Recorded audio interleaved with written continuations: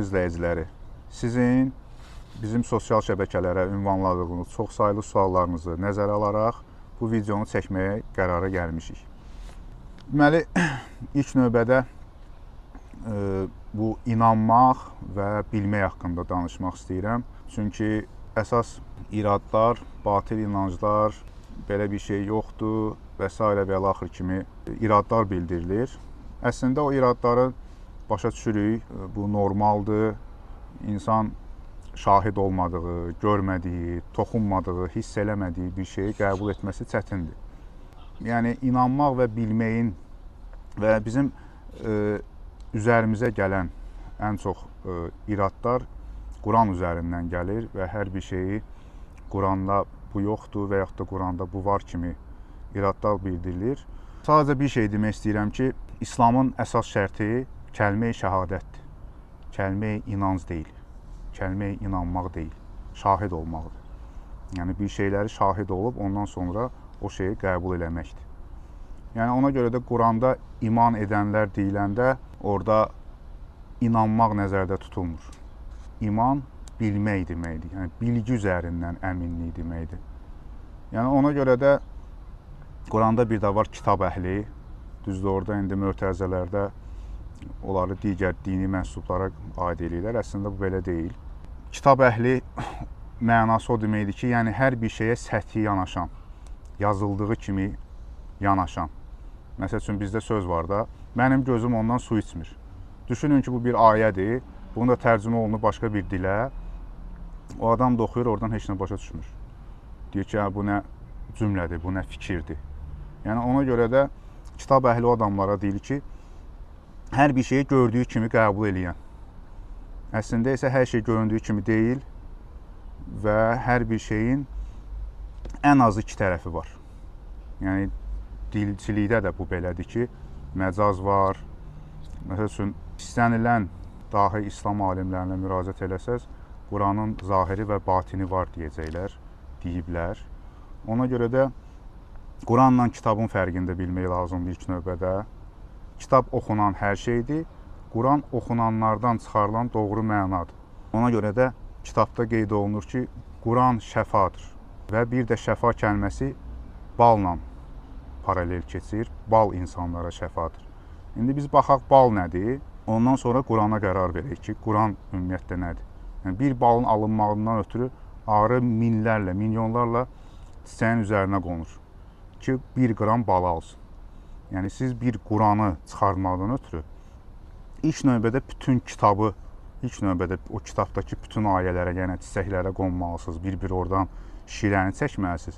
Sonra onu öz daxilinizdə analiz edib, həzm edib bağa çevirməlisiniz ki, o son nəticədə Quran olsun və sonra da sizə şəfa olsun. Yəni, bunu bu şəkildə açıqlamağımın səbəbi odur ki, insanlar tərcümələri oxuyurlar və tərcümə üzərindən fikir deyirlər.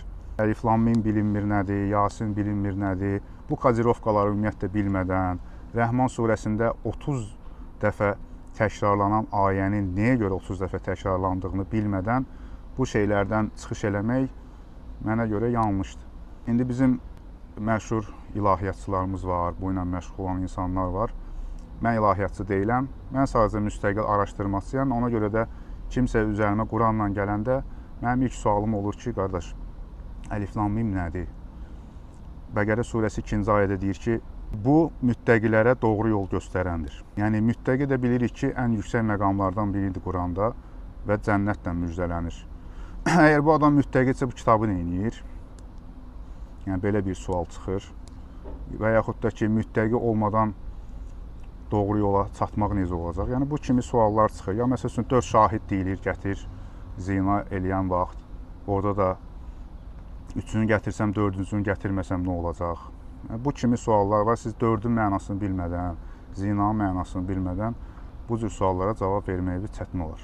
Bu mənada Quran üzərindən fikirlər deməmişdən qabaq, qarşı çıxmamışdan qabaq xahiş olunur ki, bu şeyləri də, bu sualları da araşdırın, baxın. Ondan sonra söhbət eləyin. Çünki həyat da elədir. Yəni, həyatın içində proseslər baş verir, müəyyən hadisələr baş verir. O hadisələrə sadəcə kənardan deyib qərar versək, əlbəttə ki, yanlışlığa yol verəcək. Sonra biz fizika sözü işlədəndə biraz, bu da bizdə materialistlərdə biraz qızıq yaradır. Yəni fizika deyəndə ümumiyyətlə yaradılışda elə bir hadisə, elə bir proses yoxdur ki, fizika qanunlarına tabe olmasın.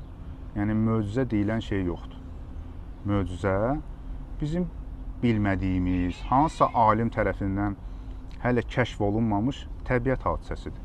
Yəni onun belə fizikası var, onun belə qanunu var. Sadəcə biz indi bilmirik. Düşünün ki, əlinizə bir dənə pult götürmüsünüz, indi keçmişə necəsə səyahət eləmişsiniz, aparmışsınız televizordan pultu əlinizdə, o vaxtki insanlara göstərirsiniz ki, sizin əlinizdəki bir alətlə siz televizoru yandırırsınız. O insanlar üçün bu möcüzə olacaq. Amma bunun fizikası var da, yəni indi məlum olub, indi istifadə olunur və yaxud mobil telefon olsun. Yəni hansısa müasir bir texnologiyanı keçmişə aparanda o keçmişdəkilər üçün möcüzə hesab olunacaq. Eyni şeydə digər həyatda baş verən hadisələr var ki, indiki elm onları izah eləyə bilmir, o şeylər qarşısında aciz qalır, amma onların belə fizikası var. Yəni bu insan sağlamlığına da aiddir. İnsanlar var ki, özləri müstəqil şəkildə heç bir dava dərmandan istifadə eləməyərək ən ağır xəstəliklərdən ayağa qalxırlar. Bunun da yenə də fizikası var, üsulu var, yolu var. Quranda məsəl üçün Musanın əsası var. Yəni birinci baxmaq lazım ki, əsa deyəndə nə nəzərdə tutulur? Əsas sözü sizə əsas sözünü xatırlatmır. Yəni əsaslandığım bir şey. Qabağına sehirbazlar çıxır və o sehirbazların Musanın əsası ilana çevrilərək onların sehirlərini udur. Bu deməkdir ki, Musanın əsaslandığı bilgi onun qarşısına çıxarılan iddialara qarşı, fikirlərə qarşı, hansısa bir texnologiyalara qarşı daha üstündür. Vəssalam, yəni burada belə fenomen bir şey axtarmaq və yaxud da ki, belə şey ola bilməz deməyə ehtiyac yoxdur. Yəni, yenə də deyirəm, Quranın o batini mənasını bilmək lazımdır ki, o dənizi yardı deyiləndə nə nəzərdə tutulur? Ümumiyyətlə, dəniz nədir? Bu kimi şeyləri bilmək lazımdır. Sonra, məsəl üçün, tutalım ki, gələcəkdə bir texnologiya çıxdı.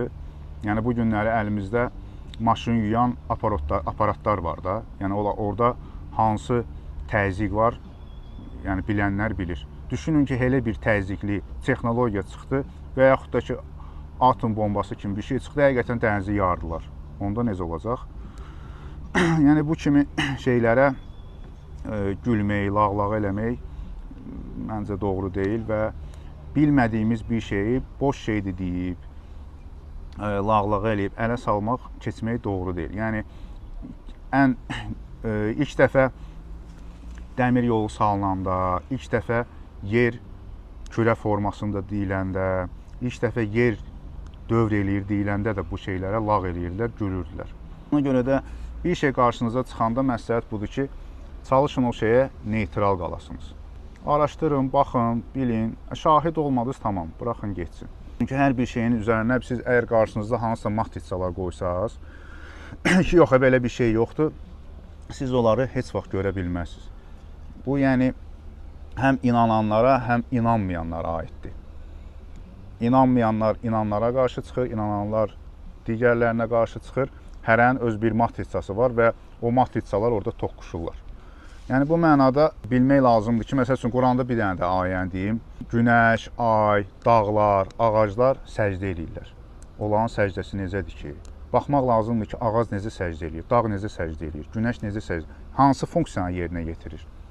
Və oradan gedib həmin həqiqətən səcdənin əsl mənasına çıxmaq lazımdır. Sonra İbrahim Peyğəmbərin öz qövmü ilə höcəti, yəni məntiq oyunu oynamağı, o deyir, ay mənim ilahımdır, sonra deyir, günəş mənim ilahımdır və onların batdığına görə onlardan imtina edir, məntiq oyunu oynayır. Onlara göstərir ki, yəni ilah belə ola bilməz. Yəni hər bir şeydə həyatda baş verən istənilən proseslə, hadisə ilə bu cür alış-veriş eləmək lazımdır, bu cür sorğu-sual eləmək lazımdır. Sonra bir də mənim ən sevdiyim Bir Qalanın Sirri filmində səhnə var. Kitablar gülə-gülə Elşənə deyirlər ki, sən bizi hələ oxumamsan, onun belinə kəmər gəlmir. Həqiqətən də bizim hansısa bir müstəvidə, hansısa bir elmdə, bilgidə kəmər belimizə oturmağından ötürü gərək biz o sahəni bilək. Yəni, karatedə də belə var da, o karate ustalığı yüksəldikcə onun kəmərinin rəngi dəyişilir və ən üstünü səhv eləmirəmsə qara kəmərdir. Yəni eyni şey də bilgidə belədir. Ümumiyyətlə həqiqəti aramaq üçün, həqiqətə varmaq üçün insan gərək ilk növbədə özü ilə səmimi olsun. Özü-özünü sorğulasın, özü-özünü sıfırlasın. Yəni ən doğrusu nədir? Tutalım ki, biz Hindistanda doğulsaydıq, bəlkə də inəyə sitayiş edirdik. Yəni hər bir şeyi sıfırlayıb, sıfırdan başlamağı bacarmaq lazımdır ki, qarşına hansısa bir bilgi çıxanda şok keçirməyəsən və yaxud da ki, sənin hansısa bir inancın var, hansısa bir oturmuş matrisan var, ona qarşı hansısa fikir gələndə qarşı çıxmayasan və yaxud da ki, o matrisa dağılmasın, ümumiyyətlə hər şeyin başını buraxasan. Yəni, yavaş-yavaş, pillə-pillə, müstəvi bilgidə qalxmaq lazımdır. Heç bir şeyi bloklamaq lazım deyil, heç bir şeydə özünüzü qəlbə salmaq lazım deyil. Qəlbin səsini dinləmək lazımdır. Yəni, qəlbdə qalmaq lazım deyil, o qəlblərdən çıxmaq lazımdır. Həqiqət haqqında İskəndərin yəqin ki, əhvalatını bilirsiniz, İskəndərin buynuzu var deyə. Yəni, sonunda nə olur? O həqiqət elə bir şeydir ki, gedir, düşür, düşdüyü yerdə düzər, onun qabağını almaq olmur və başlayır hayqırmağa. Həqiqət dəhşətli bir şeydir ki, yəni, buna nə qədər sən qarşı dursansa, o sənin içini yeyir. Ona görə də bilgilərə yanaşanda, hansısa bir kimsə fikir deyəndə neytral olmaq lazımdır, o neytrallığı qorumaq lazımdır. Məsəl üçün, maşında necədir? Neytral var, driver var, bir də arxaya getmək var da. Yəni, o dəqiqə arxaya və irəli getmək lazımdır. Eşidən kimi nə qəbul, nə də inkar eləmək lazımdır. Bir neytral dur, bir qulaq as, gör nə deyir. Bir dənə qəşəng söz var, gör atı hara aparırlar, hara gedir bu məsələ. Ondan sonra artıq qərar verəsən. Xoşuna gəlmədi, tamamdır, fikri deyil, çıx gedin. Yazırlar, boş-boş danışırsan, ay belə şey yoxdur, elə şey yoxdur. Qardaş, bir araşdır, bir bax. Yəni, biz elə bir şeylərə şahid olmuşuq ki, bizim ətrafımızda olan insanlar elə bir şeylərə şahid olublar ki, yəni olan hələ biz ən kiçik, elə bir zərrəsini belə deməmişik. Hələ biz tam bildiklərimizi açıb ortalığa qoymamışıq. Yəni, mən hətta çox özümə, öz fikirlərimə, öz dünya görüşümə tərs olan ilk dəfə bir şeylə şahid olandan sonra mən o vaxt sosial şəbəkələrdə bir status yazmışdım ki, elə şeylər var ki, onları deyə bilmirəm. Çünki özümə desəydilər belə inanmazdım. Çünki adam özü görməyincə o şeyə inanmır. Yəni, şahid olmaq lazımdır birinci. İnsan amma şahid olandan sonra artıq onun ən kiçik ətrafına deyir ki, bax, belə-belə şeylər olub. Necə baxırsan buna?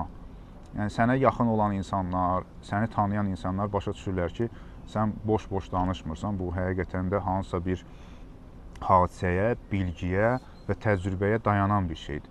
Yəni, hansısa bir göydən gələn, nə bilim, fərziyyə bir şey deyil. Bizim təqdim elədiyimiz bilgilərin əsası da infosomatika elminə dayanır. Doğru Yola Doğru YouTube kanalımızın təqdimatında iki əsas mənbə təqdim eləmişdik. Agra.az və lifeexpert.ru. Yəni, o saytları nəzərdən keçirdi, baxa bilərsiniz, araşdıra bilərsiniz. Nə sizə uyğundur, qəbul eləyin, tətbiq eləyin, yoxlayın. Görün, ümumiyyətlə bu şeylər işləyirmi, necə işləyir, özünüzdə şahid olun, tətbiq eləyin. Burada, yəni kiməsə zorla gəl, bu bilgini götür, bu həqiqətən də belədir deyən yoxdur. Biz sadəcə öz bilgi və təcrübəmizi paylaşırıq. Heç bir dini olsun, hansısa bir başqa bir təşkilatlar olsun, heç bir şeyin üzvü deyilik, heç vaxtda olmamışıq, heç vaxtda olmayacaq. Yəni, bunu da qeyd edeyim, çünki reinkarnasiya haqqında danışırsan, deyirlər, Hinduizmdir, nə bilim, Buddizmdir, nəyi təbliğ edirsiniz, onu təbliğ, biz heç nəyi təbliğ eləmirik. Biz sadəcə, yenə deyirəm, bilgi və təcrübəmizi bölüşürük. Vəssalam, istəyən götürsün, həyatına tətbiq eləsin, yoxlasın. İşləmir, tamamdır, işləmir. Burada yəni qeyri-adi bir şey yoxdur. İstər infosomatika olsun, istər psixosomatika olsun, yəni simptomatika olsun. Yəni bunların hər bir haqqında həm internetdə təriflər tapa bilərsiniz. Lap biz öz kanalımızın şərhində bu bilgilər haqqında təriflər verərik, mənbələr göstərərik. Gedib özünüz tanış ola bilərsiniz ki, bu elm ümumiyyətlə nə ilə məşğul olur. Yəni belə qısa şəkildə deyim ki, bu bilgi informasiya ilə məşğul olur və informasiyanın bilavasitə insana təsirini öyrənir. Yəni burada həm nəzəri, həm praktik üsullardan istifadə olunur. Yəni necə deyərlər, həqiqətin meyarı nədir? Praktika. Yəni biz praktikaya dayanıb o şeyləri eləyirik və onları da paylaşırıq ki, insanlarımız da ondan faydalansınlar. Sonra biz bilgilərimizdə ruhun maraqlarına uyğun yaşamaq haqqında bilgilər veririk, o bilgiləri səsləndiririk. Ruhun maraqlarına uyğun yaşamaq qısa şəkildə və ən sadə şəkildə belə izah edə bilərəm ki, məsəl üçün düşünün ki, bir adam dünyaya, onun ruhu memar kimi gəlib. Yəni adam incəsənət adamıdır. Onu götürürlər valideynləri tərəfindən və yaxud da ki, hansısa bir başqa kənar təsirlərlə adama deyirlər ki, sən həkim olacaqsan və yaxud da ki, sən gedib qəssab olacaqsan. Yəni bu artıq ruhun maraqlarına birbaşa ziddir. Yəni sadəcə peşə üzərindən deyirəm bunu. Yəni o adamda artıq xəstələnir. Çünki bir şeyi yadda saxlamaq lazımdır ki, bizim həyatda var olmağımızın sponsoru deyək də, belə sponsoru deyək, prodüseri deyək, bizim ruhumuzdur. Və bizim bu cismani bədənimizin təminatının cəmi 10%-ni maddi faktorlar təşkil edir. Maddi faktorlar təmin edir. Qalan 90%-i ruh təmin edir. Yəni karizmatik kosmik axınla təmin olunuruq. Yəni o qısa videolarımızda da mən demişdim ki, insan pozitiv olanda, yaradıcılıqla məşğul olanda o insanın sağlamlığı da yerində olur. Çünki adam öz belə deyim, həyat missiyasını, öz yolunu düz tutub, öz dalğasındadır və gedir. İndi təəssüflər olsun ki, bu sosial həyatın qaydaları, sosial durum bizi fərqli-fərqli sahələrə, fərqli-fərqli istiqamətlərə yönəldir. Bu da sonda gətirib həqiqətən də xəstəliklərə çıxarda bilir. Yəni bu haqda bizim can sağlığı paketində də yer alıb. Orada Yapon yazısı, səhv eləmirəmsə Yapon yazısıdır. Yəni adam ofis içində işləyir, xərçəng xəstəliyinə tutulur və artıq buna 6 ay, 3 ay yaşamaq müddəti qoyurlar ki, sən artıq bundan sonra yaşamayacaqsan və adam bütün şələküləsini yığır, gedir öz kəndinə. Necə deyərlər, kəndinə qayıdır, özünə qayıdır. Gedir orada başlayır o hobbisi olan, əslində isə həyat missiyası olan yazıçılıqla məşğul olmağa başlayır. Təbiətdə olur, yazıçılıqla məşğul olur, yaradıcılıqla məşğul olur və gözləyir ki, öləcək.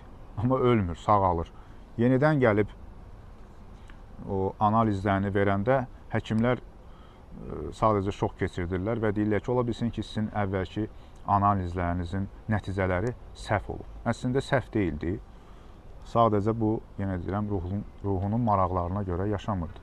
Bu şeyləri biləndən sonra informasiyanın insana, insanın da o informasiya ilə bağlılıqda, informasiya və enerji mübadiləsində hansı nəticələrin olduğunu biləndən sonra artıq sən o təbiət qanunlarına yaşayırsan. Yəni təbiətə yönəlik artıq səndə dünya görüşü yaranandan sonra sən artıq bilirsən ki, nəyi, necə və harda eləmək lazımdır. Bizdə qəşəng söz var, sən saydığını say, gör çərxi fələk nə sayır.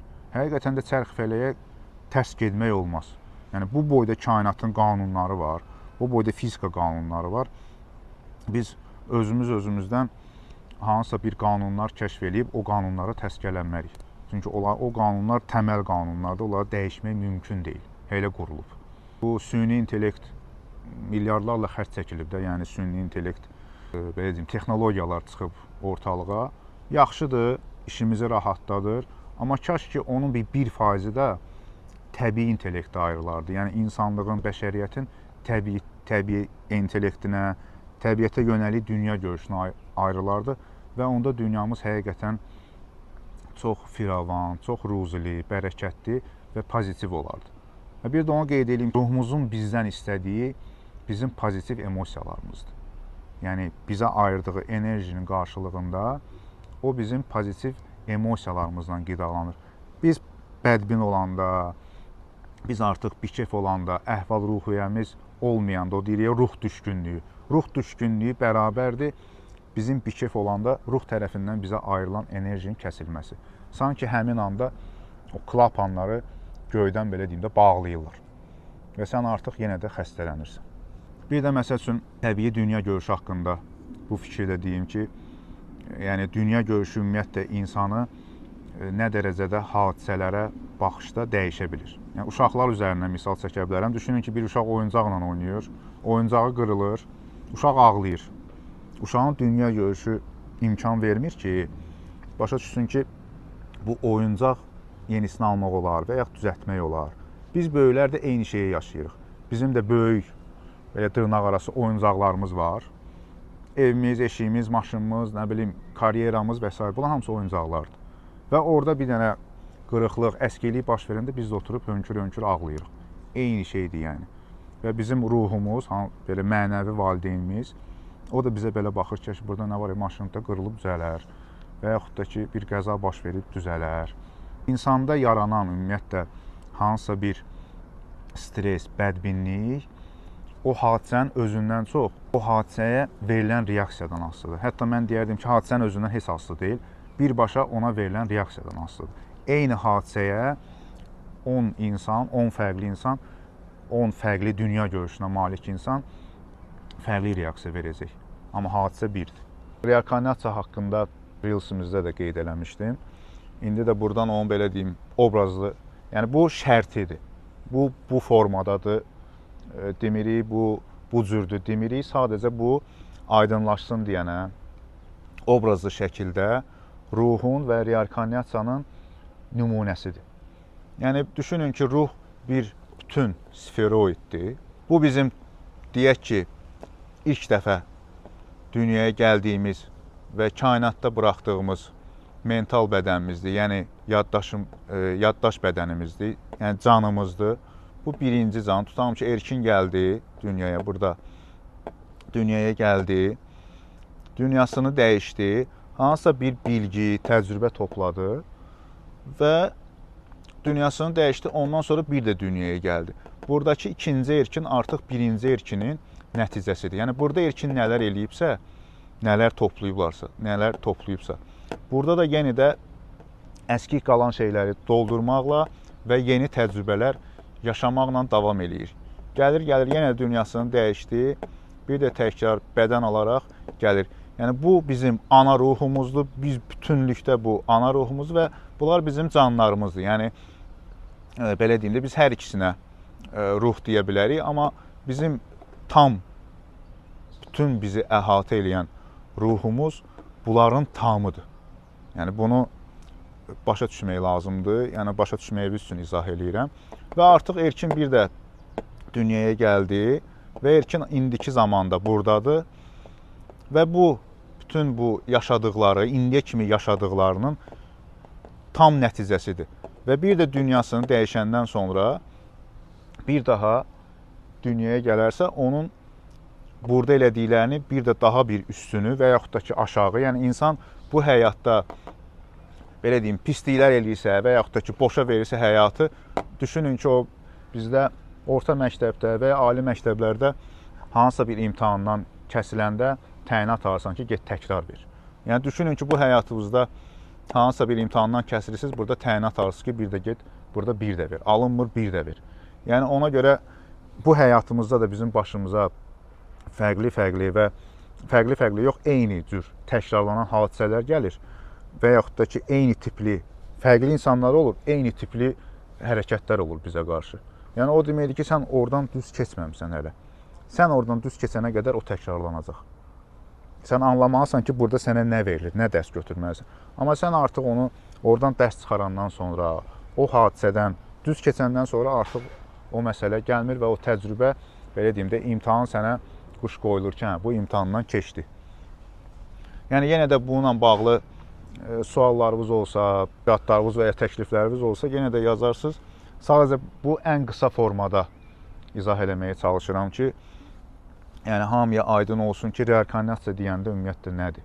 Yəqin ki, indi daha yaşlı nəsil bilər, plastinka var idi. İndi də DVD-lərdə də əslində eyni şeydir. Plastinkada necədir?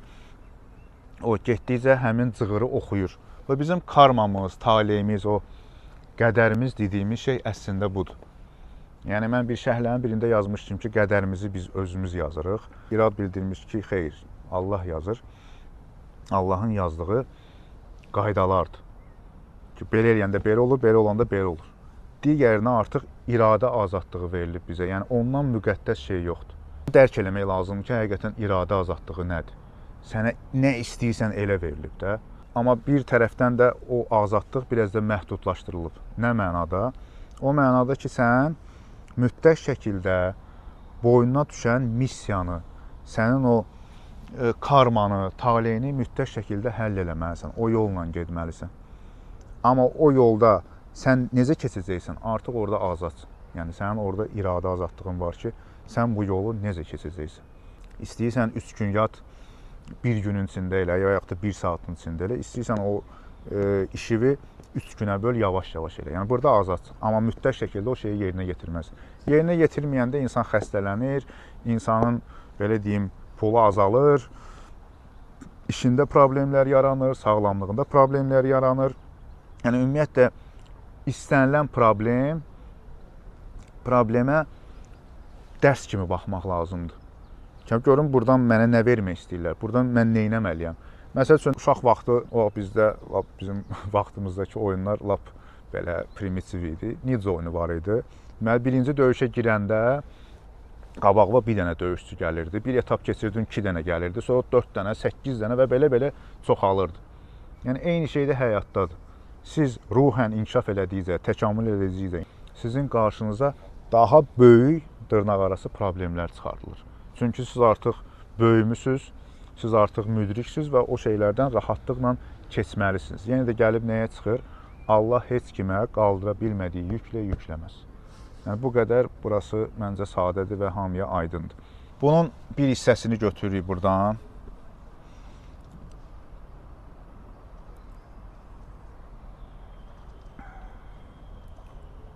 Qəbul eləyək ki, bu bizim indiki həyatımızdır.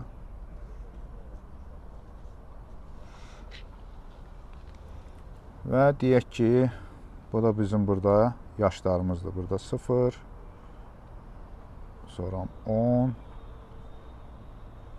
20, tam 30.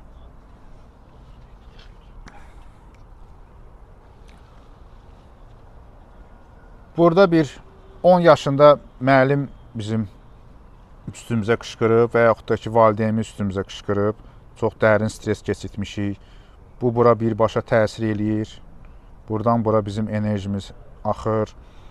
20 yaşında aşiq olmuşuq, məsəl üçün.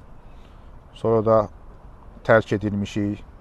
Buradan bizə bir təsir var. Buradan bir dənə də stres, işdən qovublar bizi. Bu da bir stres. Yəni, düşünün, 1, 2, 3. Bunlara doğru yanaşmadıqca, bunları biz keçmişdə baş verən şuuraltı idarəedici stresləri həll eləmədən biz burada sağlam ola bilmirik. Yəni, mütləq şəkildə biz buradakı streslərimizi indiki dünya görüşümüzlə korreksiya eləməliyik ki, buradakı bədənimiz, indiki zamanda olan bədənimiz sağalsın. Yəni, bizim bu mental bədənimizdə, yaddaş bədənimizdə informasiya olaraq burada səhv qalıb. Bu məlumat bizi, bu məlumat da aradan qalxmayınca, bu fiziki bədəni sən nə qədər süni vasitələrlə saxlamağa çalışırsan, saxla, o düzələn deyil. Çünki orada informasiyanın kökündə problem var. İnformasiyanı həll eləmək lazımdır. Çakralar haqqında da bilgi vermişdim. O belə deyirlər, Rusca fırfıra. O belə ki, fırfıranı belə fırlayırsan, insanın çakrası nə qədər sağlamdırsa, nə qədər tezliyi və sürəti güclüdürsə, ona kənardan atılan daşlar və yaxud da energetik, informatik zədələr olsun, stresslər olsun, o da təsir eləmir. O qədər güclü fırlanan, o qədər şəndik adam, belə gülüb danışa-danışa. Baxırsan, bir adam ki, bu bir vecdə, bunun heç nə vecinə deyil. Kobud səslənsə də, yəni sırtıq adam deyir, buna heç nə olmur da. Bu adam sağlamdır, o düz yaşayır. Sizə görə o adam bir vecdə sırtıqdır, amma adam təbiət qanunlarına uyğun yaşayır. Yəni, düşünün, gedirsiniz meşəyə, orada bir ayı və ya canavar oturub bir keyf siqaret çəkir və yaxud da içki içir. Elə bir şeylə meşədə rastlaşanmıyorsunuz. Və yaxud da ki, tülkü oturub deyir ki, sabahları banka ödənişim var, onu bilmirəm, necə eləyim. Yəni, onlar təbiətə yönəlik yaşadıqlarına görə, həmişə indi və burada olduqlarına görə onlar çox nadir hallarda, yəni çox vaxt insanın müdaxiləsi ilə xəstələnirlər. Yəni, siz meşədə hansısa bir xəstəliyin kütləvi yayılmasını ancaq force major hallarda görə bilərsiniz. Belə təbii şəkildə orada çox nadir hallarda baş verir. Sonra ümumiyyətlə sağlamlığın tərifi belədir. İnsanın sağlam olması ona kənar stimulyatorlar olmadan, yəni bura dərmanlar da daxildir, içki də daxildir, siqaret də daxildir. Yəni kənar bu maddi stimulyatorlar olmadan yaşaya biləcəyi müddətə bərabərdir.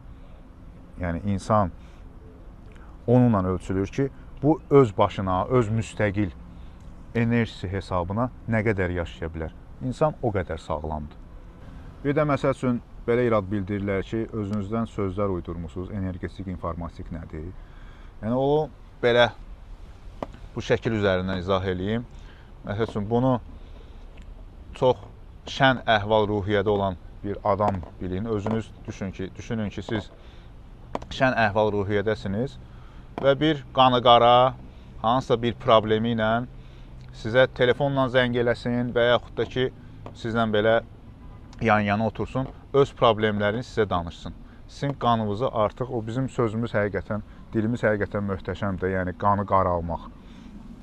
Yəni qaralmaq negativləşdirmək deməkdir.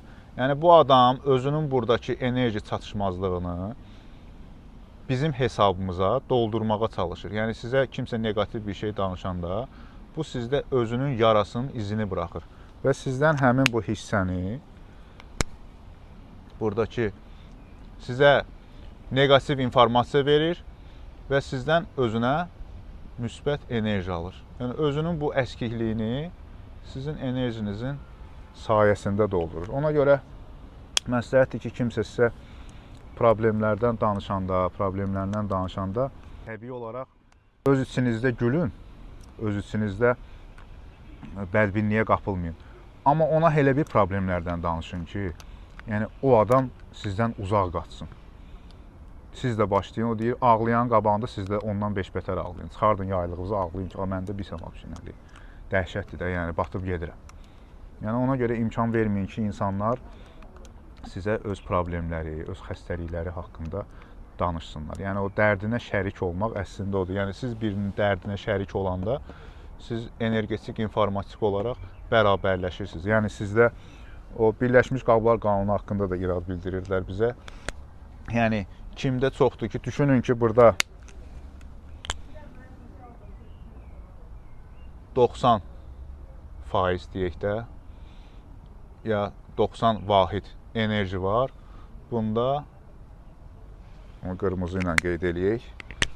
Çünki bu artıq kritik həddir. 50 vahid və yaxud da ki 50% enerji var. Yəni sizdən ona ora qədər axır ki, bunlar bərabərləşsin. Birləşmiş Qablar Qanunu burada bu cür işləyir. Yəni enerjilərinizin bərabərləşinə qədər. Üst-üstə toplasaq, yəni 140 alınır və bu da 70 olur.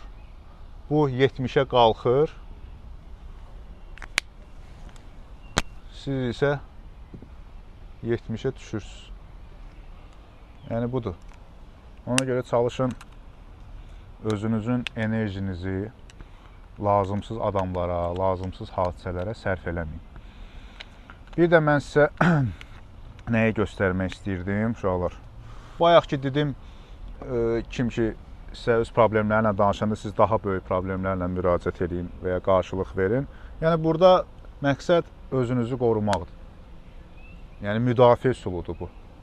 Yoxsa siz hər qabağınıza çıxanın problemlərini dinləsəz, sonda evə gedəndə sizdə burada 10% enerji qalacaq ya qalmayacaq. Bir də mən sizə istəyirəm uşaqlar, zaman, buradan aydın görsənər də yəqin ki, zaman quşunu istəyirəm göstərim sizə. Yəni bizim bədənimizin sağ tərəfi, yəni mərkəzdən sağ tərəfimiz, bizim indi burada, mən üzü sizə deyilmişəm, amma siz bunu özünüzə görə qəbul eləyin də. Yəni sağlamlıq sözünün kökündə əslində sağ kəlməsi durur, sağ olmaq, sağ tərəf sahibləri də var Quranda, sol tərəf sahibləri də var Quranda, sağ tərəf sahibləri alqışlanır, sol tərəf sahibləri isə, belə deyək, pislənir.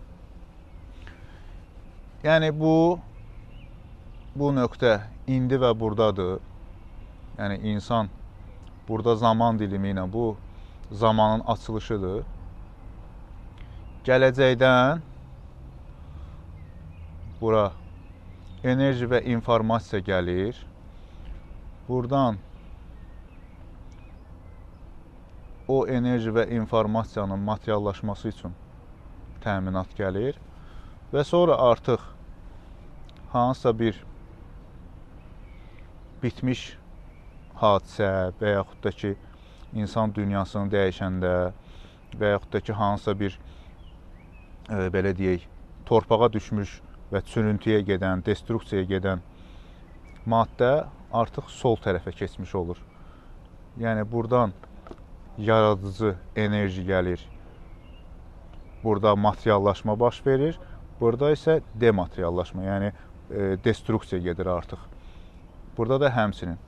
Bu energetik informatik olaraq burada destruksiya prosesi baş verir. Burada isə maddi olaraq, yəni çürüntü olaraq, fiziki olaraq destruksiya gedir.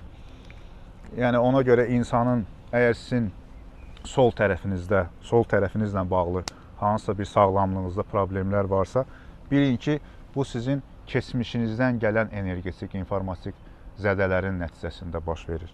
Yox, əgər sağ tərəfinizdə baş verirsə, demək ki, bu indiki, hal-hazırda sizin indiki zamanda bu həyat yoldaşı ola bilər, uşaq ola bilər, iş yoldaşınız ola bilər. İndiki zamanda sizin yaxınlarınız ola bilər. Burada isə keçmişdən gələn valideynlərdən, nənədən, babadan və yaxud da ki, keçmiş dostlardan, həyat yoldaşından. Yəni, o insanlar artıq sizin həyatınızda yoxdular və yaxud da ki, artıq sizin keçmişinizə aiddirlər. Yəni, bütün bu hadisələrə də aiddir həmçinin. Yəni, hadisələr də, keçmişdə hansısa hadisə baş verib, siz artıq o hadisənin stresindən hələ çıxmamısınız və o sizin sol tərəfinizə, yəni buradan sol tərəfinizə təsir edir. Bir də biz səhifəmizdə Viacheslav Qubanovun Şəkərin Sirri Tapıldı kitabını pulsuz şəkildə paylaşımını eləmişik və insanlarımızın faydalanması üçün paylaşırıq.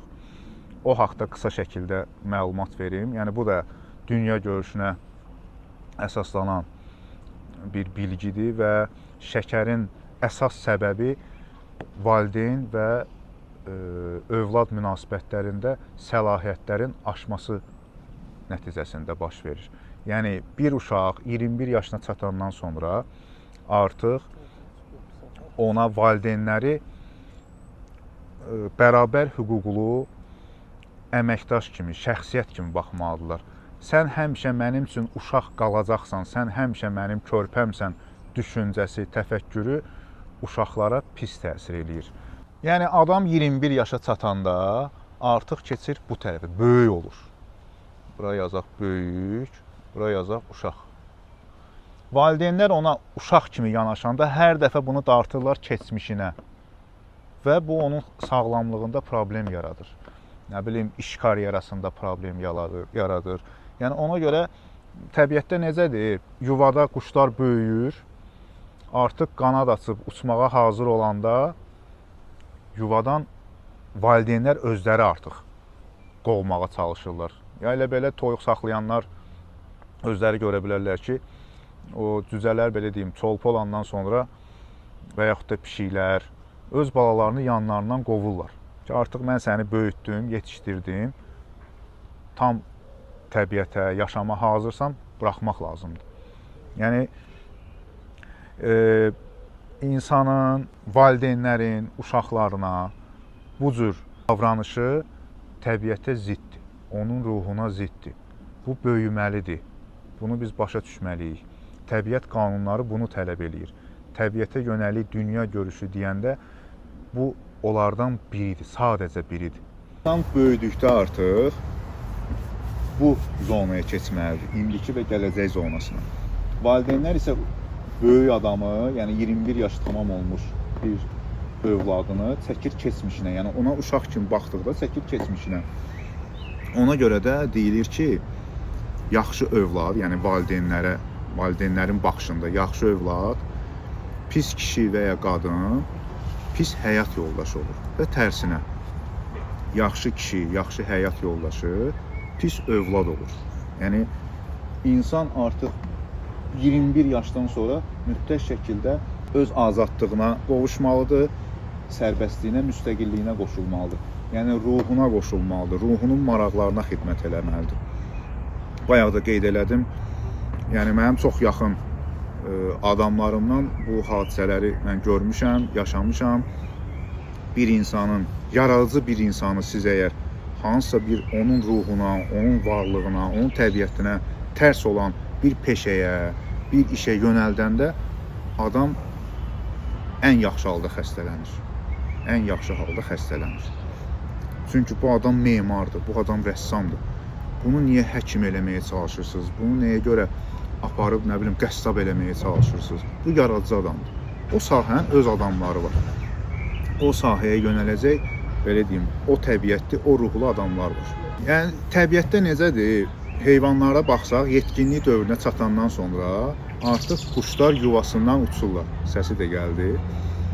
Yəni, quşlar yuvasından uçurlar. Heç bir quş gəlib öz atasının, anasının yuvasında yumurta qoyub bala çıxartmır. Nə bilim, heç bir canlı nənəsi ilə, babası ilə bir yerdə yaşamır. Və yaxud da ki, onların dediyi ilə oturub durmur. İndi düzdür, bu bizim adət-ənənələrlə, bizim yaşam tərzimizlə tərs gələ bilər, amma bu təbiətin qanunlarıdır. Təbiət qanunları hansısa millətin, xalqın, ərazinin adət-ənənələrini və yaxud da ki, onların o matriçalarını əsas götürmür. Təbiət qanunları alidir və doğrudur. Yəni bu qədər. İndi gələcək görüşlərimizdə də bu tipli videolarımız, bu tipli izahlarımız davam eləyəcək. Sağ olun, sağlıqla qalın, sağda qalın. İndi və burada olun.